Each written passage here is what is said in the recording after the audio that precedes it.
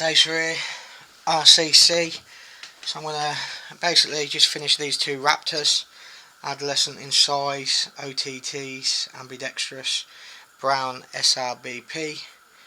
They're pretty much twins. They're as identical as a twin would get.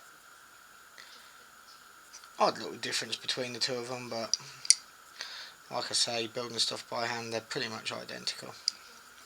So anyway, customer wants them banded, which I hate doing, but not only are we going to do a little couple of band sets, I'm going to talk to you about some scoring practice regime. So first of all, we're going to get this out. This is GZK yellow 0.5. These bands are for 8mm steels. So I'm going to cut off, I want an active length of 175, which is about 7 inches. I want to be cutting off at 190, so I want to be cutting off on this line here.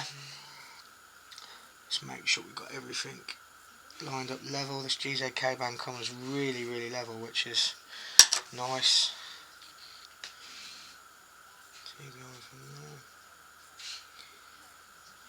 That looks good enough to me. And there we go. I'll put that back in the bag. Hope everyone's doing alright. It's very cold here in the UK at the minute. Turning this on its side. Now I'll put it up against the fence. Move that pen out of the way. Now I'm making two band sets, so I'll stand up while I do this just to make sure I'm getting the right amount of pressure. One strip, spin that round the other way. These rulers are all tapered for my liking. I've made them myself. This particular taper is a 2115, but that's at a lot shorter active length. Because I'm cutting at 190, these bands are going to be closer 2114, which is a great taper. Now I'm making them a little bit longer. 7-inch active's quite long. I don't know what the person's draw is going to be like, but I'd rather have the bands too long than too short, obviously. I've also done a little bit bigger taper than I normally would, because if they are too long, you can get away with doing a bit bigger taper. So it's all good. And if it happens that he actually needs the 7-inch draw, then he's going to absolutely rock it. 8mm steel. At this point of 4 it should be alright. It's a very good band, this yellow GZK. I used to shoot .66 myself. Right, band's cut. Let's try and get through this as quick as we can, like, rather than sitting around. I make bands different than some other people might make bands. That's down to them. People might agree with my methods. People might not agree with my methods. Once again, I don't particularly care. It works well for me. So I level them all up like that. Pretty much as good as you're going to get them. I'll do 10mm at the end, so that restricts me down to 180. I'll just line off, line off, line off, and line off. Pouches, GZK small pouch, quite stiff, good for 8mm. What we're going to do, we've got constrictor knots here with £30 breaking strain backing line for fly rods. So I'll put one on the pouch. I'll get the elastic in. Ideally tweezers work better here, because I want to struggle to just get the end of the elastic. Just about do it, but yeah, little tweezers help. You can get forceps that do it, it's better, but I don't own any. Right, we're through. So anyway, get this line back up to the line that I made on the band. These holes are really small on the GZK pouch, which is, if I'm honest, I'd like a little bit bigger hole on them. Make sure everything's level. Slide the knot down. One bit in my teeth. like that. Like I said, this video might not be the clearest for making these bands, but if I'm honest with you, it's not really a band tutorial I'm doing. I'm just showing you making some bands while I'm going to have a chat about some other stuff. Get these, and I prefer doing it this way than using scissors. Get it quite close, nice and neat. That bit off, and that bit off. Get that out of the way. We'll use one of them for attaching to the frame in a minute. We'll get another knot on the other side, like so. Feed it through. Yeah, we've got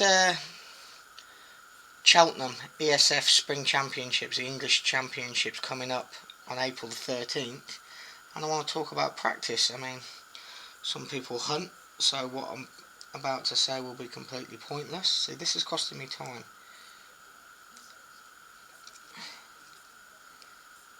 I knew I shouldn't have cut my nails last night. Yeah, practice regimes, how I'm going to practice and how I think is a good way of practicing to improve your all-round target shooting. And there's a piece of paper on the table which I'm going to show you in a minute, once I've got this band set done, how I think it could potentially help you. Right, have we got that right up? Yep. Slide the knot down, as so.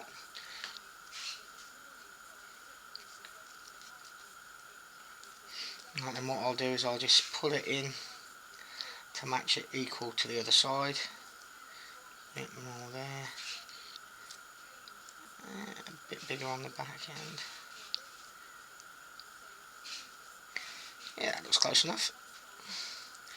That will do the job. Quick little tidy up. Like so. Like so. And like so. Further neaten that up with a lighter. Be careful as you do this. Helps not to talk when you've got it light. Just stops them fraying up. They'll never come off if you don't do this, but I just like to keep it all neat. There you have it. One band set made to perfection. Right, target shooting. Now here you have a sheet. This was given to me, well, the PDF file was given to me by a shooter from the Czech Republic called Jan Nowak. Very good shooter. I met him in Italy at the World Cup, and hopefully he's coming on April the 13th to our shoot. Now, anyway, you got 21 sets on this. The number, this goes up to 14, on the back it goes up to 21. Now, you don't have to download this particular thing, if I could get it off of him, that is. I've got the PDF right, but you don't have to download it, but you can draw something up very similar yourself. Now what you do, I would personally draw up 10 sets, and I would shoot 10 shots in each set. Now he's got little markers here. It's a spinner target size in centimetre, 2, 3, 4, 5, 6, 7, 8. Write your size on the top of your sheet, because obviously you're only going to use one sheet per go. He's got them individually, but I'd stick to one size when you do this practice regime. So you draw your 40mm or your 60mm on there, so you know exactly what target you're shooting. You got number of hits, 1 to 10. So obviously if you hit 10 for 10, you mark off the 10. If you hit 4 for 10, you not mark off the 4. So you know. He's also got little square boxes here, which you might not want to use, you might not. Ideally when you're shooting, you want to just go shot after shot after shot, but if you wanted to take the time in between shots, you could mark each shot you fire as a hit or a miss. So you can see throughout those 10 shots whether you hit the first 2 in a row or the middle 2, or you can basically work out how you shoot 10 shots. Do you come in strong at first and fade?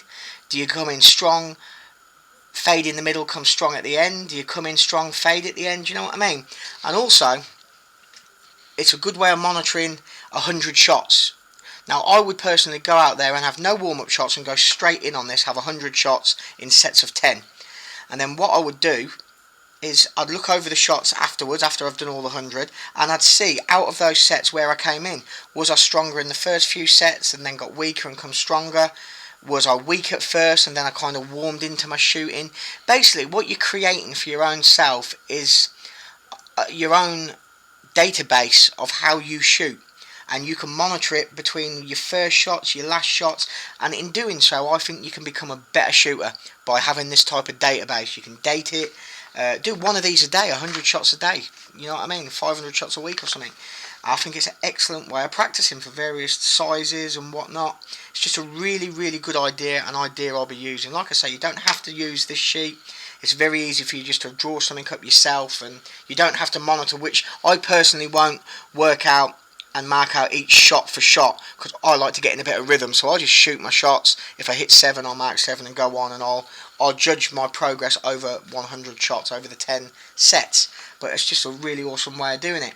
And also, if you shoot 10 shots, 10 sets, it's very easy to work out a percentage. So if you hit 70 targets out of 100, you're shooting 70%, which is what you really want to be doing. So yeah, I just think personally it's a really cool way of, well, seeing your progress, basically. Seeing your progress, what you're shooting, I just think it's an excellent way of doing it. Just checking on these pouches to make sure I've got what side in. I've got the suede side in, I suppose. So it's all alright. Do this little nightmare bit now. Feeding through the hole. Like I say, that's much easier if you've got a set of small pliers to do. But like you can see, you can manage without. It's just a little bit more fiddly.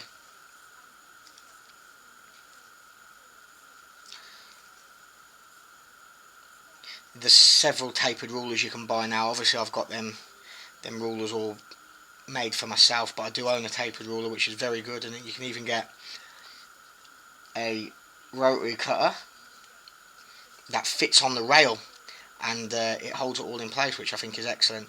There's actually a couple of other tapered rulers you can get now, which I find one really good, which I'm going to get, and when I do get it, or remember to order it, I'll do a little review on it like I did with the other one. A lot of people use the templates also, which are very good, so there's no excuse for making bands now. Don't get me wrong, I'm taking nothing away for the people that make bands. I'm good friends with Ben Priestman. He kind of sponsors me with pouches, to be fair. I use only these pouches personally because I like them the best. I wouldn't use them if I didn't. But I think buying band sets are great for newbies, great to give yourself a swing and how to shoot, great for finding what type of bands you like and tapers and stuff like that. But if you want to take the sport serious and you want to become a good shooter, learning how to make your own custom bands just for you and attach them to the frame for yourself is obviously it's a must. It's like, I don't know, like being a runner and not being able to tie your own shoelaces, or using someone else's shoes, I suppose. That's my way of looking at it. Anyway, I might be wrong. Fold that over like that. It looks a bit big there. I'm hoping this video is clear enough. I'm not really taking notice. As I've done in the past and said in the past, I'm no expert when it comes to making videos. I'm a no frills kind of guy. Get it done, show you all the best I can. I'm happy with that. Right, we're very near on the end of you watching me build 2 band sets from scratch. Unfortunately, I'm a bit slow on attaching bands to the frame. I'll have a look what I've got left on the time, because obviously I can only upload 15 minutes. What are we on? We've done 15 minutes, I think. So anyway,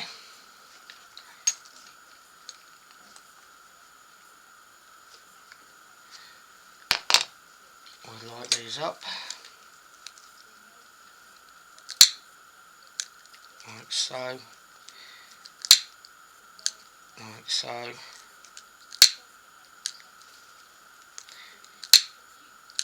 And there you have it, 2 band sets made. We had a little chat about this.